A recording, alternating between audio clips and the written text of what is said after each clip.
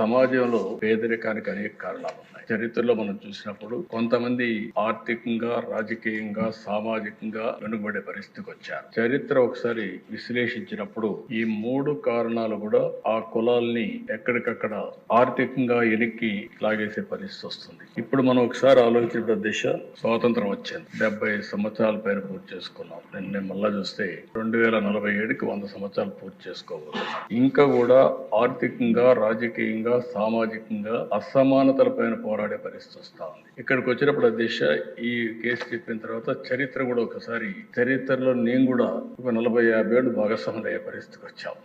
అది కూడా ఒకసారి చూసినప్పుడు దీన్ని ఇటీవల కాలంలో అనేక ఛాలెంజెస్ తర్వాత నేను ఆ చరిత్ర చెప్పేటప్పుడు అవి కూడా చెప్తాను. ఒక తీర్పు ఇచ్చాను. 7 మంది జడ్జెస్ 6+1 తీర్పు ఇచ్చినప్పుడు చాలా స్పష్టంగా రాష్ట్ర ప్రభుత్వాలు ఏ వర్గమైనా సరే వెనకబడిందని భావిస్తే మీరు వర్గీకరణ చేసే అవకాశాలు ఉన్నాయని రాష్ట్రం గాని కేంద్రం గాని అందరికీ మీకు చేసే అవకాశం ఉందని చాలా స్పష్టంగా తీర్పు ఇచ్చారు. దానిపైన 1 మ్యాన్ కమిషన్ వేయడం, గ్రూప్ ఆఫ్ మినిస్టర్స్ ని నియమించడం, వారందరూ ఆలోచించిన తర్వాత మొన్నే కేబినెట్ లో కూడా ఒక నిర్ణయం చేశాం. ఈ నిర్ణయం చేసిన దాని వెనకాల దిశ ఎన్నికలప్పుడు కూడా ఎన్డీఏ కూటమి వర్గీకరణకు కట్టుబడి ఉందని చాలా స్పష్టంగా చెప్పాం. చెప్పిన మాట ఈ రోజు నిలబెట్టుకోవడానికి ఆ